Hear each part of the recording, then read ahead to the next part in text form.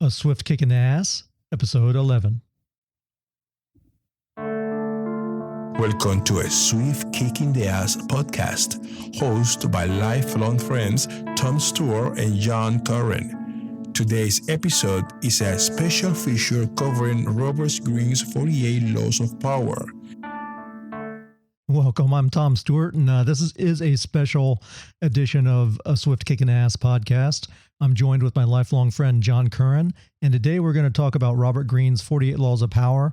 We're continuing on our series, and we're talking about Law 5, which is so much depends on reputation, guard it with your life. John? Okay. How you doing, Tom? Good, man. So let me just read you what it says here. The judgment is, reputation is the cornerstone of power. Through reputation alone, you can intimidate and win. Once it slips, however, you are vulnerable, and you will be attacked on all sides. Make your reputation unassailable. Always be alert to potential alerts and thwart them before they happen. Meanwhile, learn to destroy your enemies by opening holes in their own reputations. Then stand aside and let public opinion hang them. Pretty deep stuff, isn't it? Yeah, and you know what it is? That's all you have to do is any political, well, also political advertisements. I mean, every political advertisements, talks about, how bad the other guy is, and it opens them up for the audience to be like, yeah, that guy sucks. You're right. He didn't, he said he was going to give $10 million to education, and he did not do it. They're absolutely right. He sucks. Yeah, and then in the back rooms, they're making deals. Yes. So they're all in bed together. And just like in high school, like I mentioned, I was thinking as I was reading this chapter, I was thinking about the power of labels and how there were kids who were labeled the bad kids in junior high school. I don't think it was elementary school, but in junior high school, they're bad kids, stay away from them, and they're doing all this and doing that.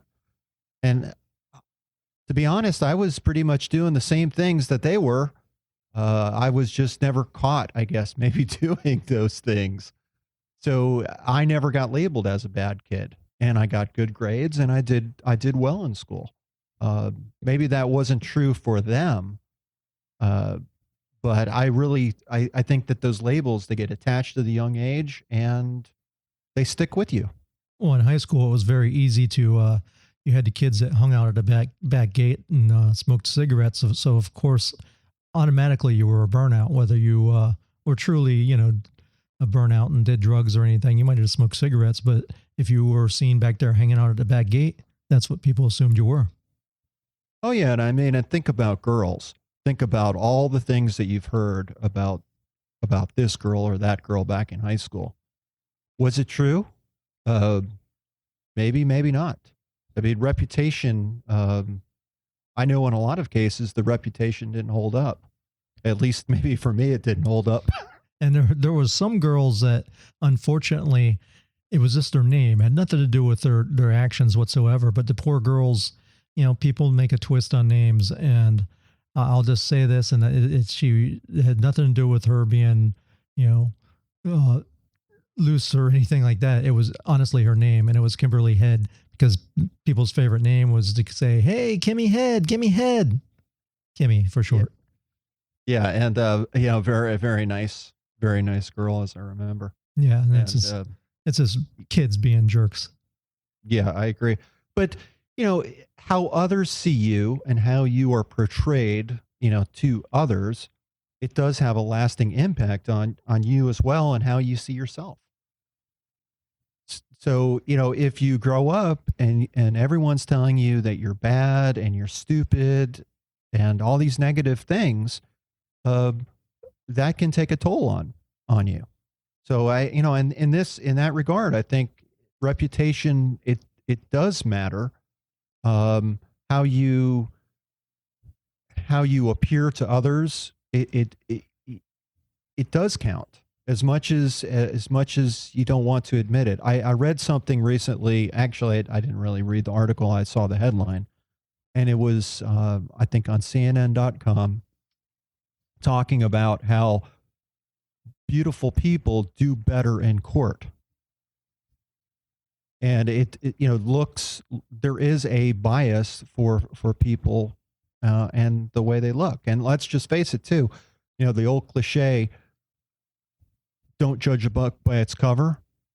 So many of us do that. And what I have learned is that some of the meanest looking people are the nicest people. And I've learned not to judge people by their, judge a book by their cover. Well, also talking about reputation, it also matters who you associate with. Because sometimes if you're associating with people that have a bad reputation, you automatically take on that reputation by association. Yeah, I remember back when I was doing an administrative residency or an internship at a hospital, one of my first. And my boss was married to a lady in the same department. They were both department heads, and he was having an affair with with his secretary. And obviously this all came out. I had no idea what was happening or that they were doing anything, in the back room, but they were. And I remember when he resigned, it was news to me, but a lot of people would look at me, as being guilty. And I had nothing to do with it. I knew nothing of it, but people looked at me differently after that. Like you said, guilt by association. Yeah, I still think I get some of that at my work. You talk about bosses, and I'm not going to mention this one boss, but I had a boss that, was very loose with the ladies, and he had a girlfriend. And one day I'm sitting, I had a cubicle right in front of his office, and the girl goes into the office, and he shuts the door, and all you hear is, and I'm like, oh my gosh, I gotta get up and leave. It's disgusting. And then another time, I'm talking to a friend. He goes, yeah, I'm waiting for this guy. He's off screwing some girl, and we got a place to be. And so I go, yeah, well, I'm sorry. Sorry to hear that. And it was, he was talking about my boss. So I go out, I'm going to go to lunch. So sometimes I would eat lunch in my vehicle at work. So I brought my lunch that day. I was walking to my truck, and there's a car on right next to me. And I glance down, and what do I see? My boss making out with this girl in the car right next to me. I was like, oh my God. I pretended I didn't see him, and I started up. I drove around in circles because I didn't even know where to go, because, the area where I work is so congested, and it's not like there's a lot of parks or anything. So I think I ate my lunch driving around in circles. Yeah. When you see things like that is reality, and that is true. And that the reputation stands up to the truth. But what about other times when we have a perception that does not really equal reality? What comes to mind is when people have big expensive houses or expensive cars. Maybe they're wearing a Rolex. They really look wealthy. But in my experience, I found that that's not necessarily the case. They could be, up to their eyeballs in debt, and maybe the bank owns the house, and they put up a good front. People perceive them as being one way, and that's not the truth at all. It's not the truth. It's just a facade. So, well, I think we all have gone through that, even as kids. Do you remember, like, we would listen to like ZZ Top's Sharp Dressed Man, and you try to dress up, and you try to, you go to the thrift store and buy some suits or some, polos and stuff like that. And you go, yeah, I'm rocking now, baby, because I'm, I look like a sharp dressed man, but you had maybe $15 in your bank account. Oh yeah. Or lived in your parents' house in the basement. Yeah. I actually did that at one time, but I was much older. I remember, Tom. We have stories about that as well. And no, I wasn't 39 living in my mom's basement. Okay, let me just look through the notes here. Friedrich Nietzsche, this comes from the book. Friedrich Nietzsche says it's easier to cope with a bad conscience than with a bad reputation. True. And we know that people's reputations can be destroyed. And as you discussed, Tom, in politics, it happens all the time. But a lot of people don't realize, and it's brought forward in this book, about Edison, Thomas Edison, and Nicholas Tesla. And, both brilliant minds, but Edison really played a large role in this, in breaking up, or creating a reputation for Tesla that really was not all that favorable. Yeah, there was a whole debate, and I remember this story long before, this book, but this book does cover it. And mainly because of my background in radio, and Tesla is such a huge figure in radio, as far as his inventions. But what Tesla, supported alternating current, which is AC, and Edison supported direct current, which is DC. Now, alternating current is deadly, and so what Edison did is, to prove his point that it was deadly, he would fry animals. He would take donkeys and dogs and cats and give exhibitions showing how it could kill, be dangerous. And they even took it to the point where they made the first electrocution, the first execution in the electric chair, which failed horribly. And I guess they had to repeatedly electrocute the man until he died, but it just didn't happen at once like they thought it would.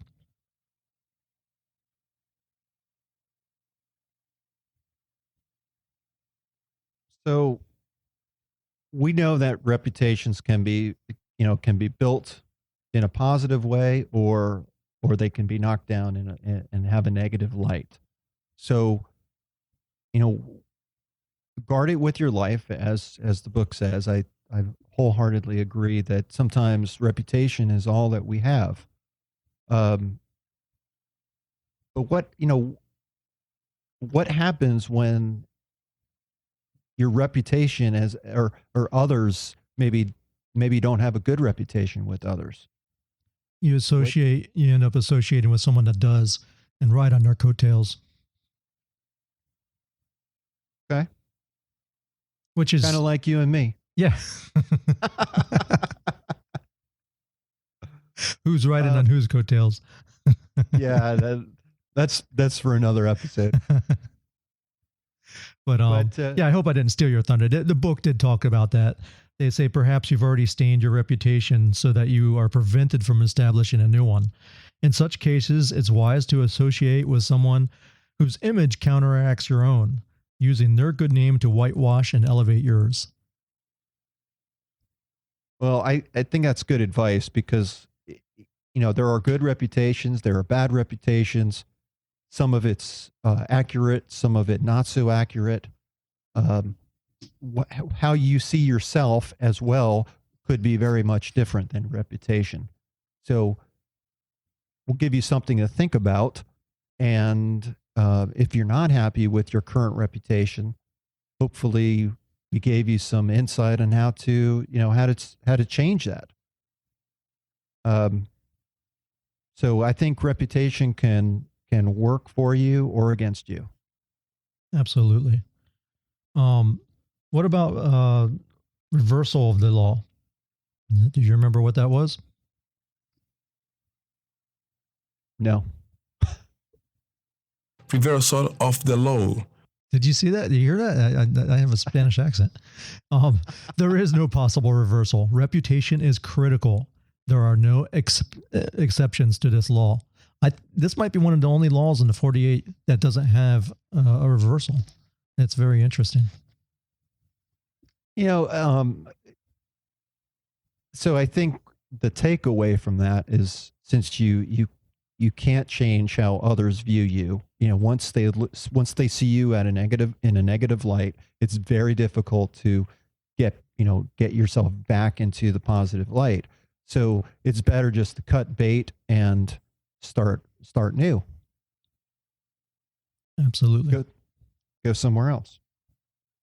And your Spanish accent is coming along very well. I mean, you've been in Miami all your life, so it's bound to happen.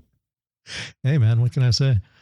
So reputation, it's a big deal. In fact, I mean, look now, all the internet companies, one of the big services is reputation management. There's actual people you can hire to go and clean up all the negative comments about you, to respond back. Now, one technique now is if someone makes a negative comment, is they have people go and answer and respond to all the negative comments and try to counteract it and clean up their reputation, or they actually go in, find it, and ask you to remove it from your blog. So what about those people who think, hey, you know what? I'm great. People just love me. And I'm not talking about myself, although I guess I do think that a little bit. But it's primarily with my kids. I know that they look at me like Superman. Yep. So, but what about, how do you accurately judge your own reputation?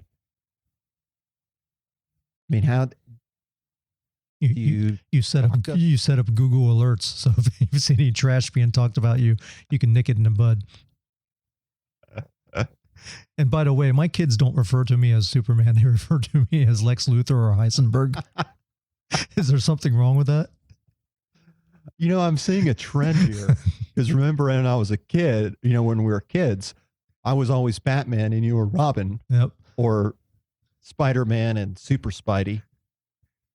Now Superman and Lex Luthor. I'm seeing a trend. Yes, John, you burned off my hair when I was a kid in a laboratory accident. And what it was, the fire burned the hair off, and then you blew out the fire and it blew all my hair away. That's the origin of Superboy. Do I have to apologize for that? Okay. Well, we've talked about reputation, guard it with your life. We've talked about the power of labels, what to do when you have a bad reputation. Just cut loose and don't try to change it, because you're really not going to change someone else's opinion very easily. I think we've covered the law. It's not a very long chapter at all. I mean, we talked about the main story in there was with Edison, and Edison was a son of a bitch, man. There's some other stories in the next law coming up that also talk about Edison. But this guy, when we're kids, we're taught, you invented the light bulb. You fail so many times, and there's so many, and there's so many quotes and everything that make this guy look like he was awesome, but he was really just a good promoter. I mean, he knew how to market himself, and he knew how to destroy the reputation of those around him. In fact, I guess it's from the next one, but I can mention it briefly. He was supposed to share the Nobel Prize with him and Tesla, but he figured that his reputation was so much better than Tesla that he didn't want to elevate Tesla's reputation, so he denied it and turned it down, just so Tesla would not get the notoriety and be put up on the same pedestal as himself.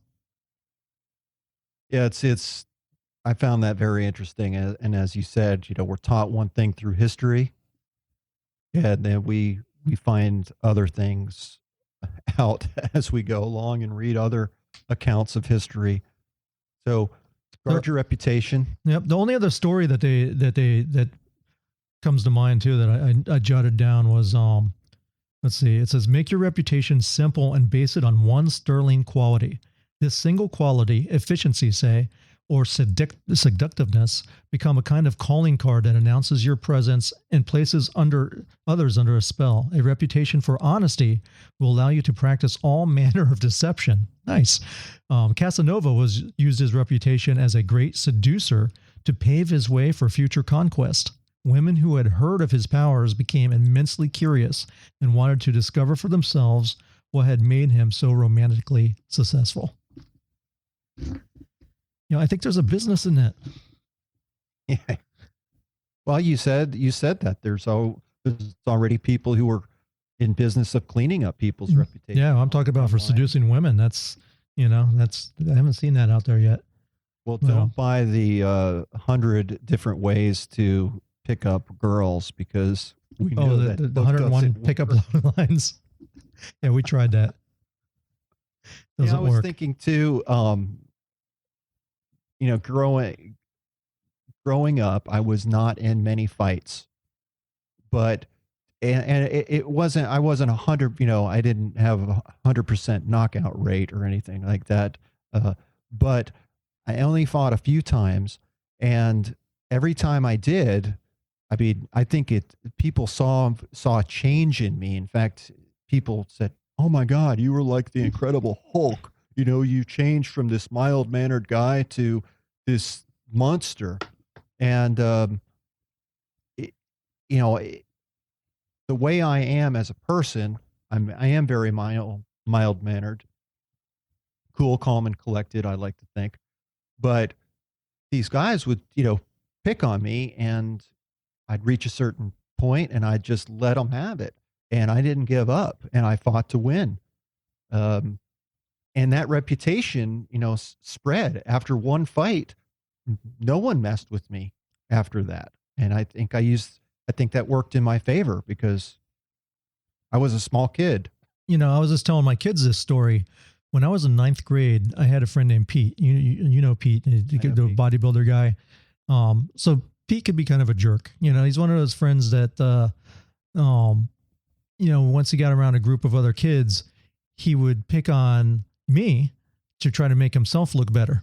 Right. So we're in English class every day, and it started off innocently enough and, back and forth stuff, but it started becoming where it was an everyday thing where he would be, "Hey, Tom, are you gay?" And he'd get like some other kid to go on it, and he'd keep on badgering me. And this happened for over the course of, months. And, finally, to the point where I think it was starting to, start to get stomach aches over it and worrying about going to school. And, it was a form of bullying.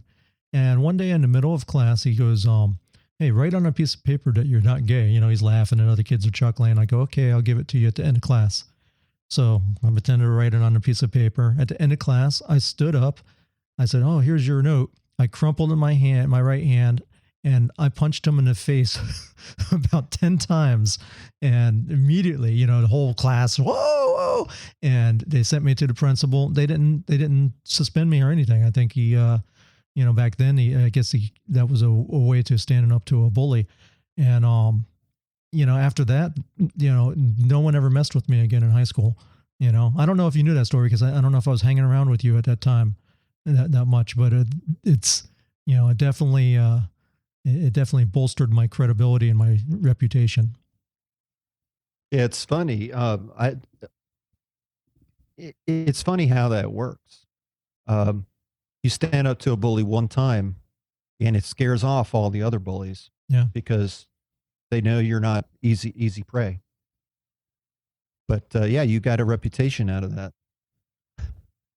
All right. So, rate us on iTunes, check out a swiftkickinass.com and check out our other podcast. And if you like it, give us a rating, tell your friends, and check out our website, just download your free spinning tool. And thanks for listening. Welcome to a Swift Kick in the Ass podcast.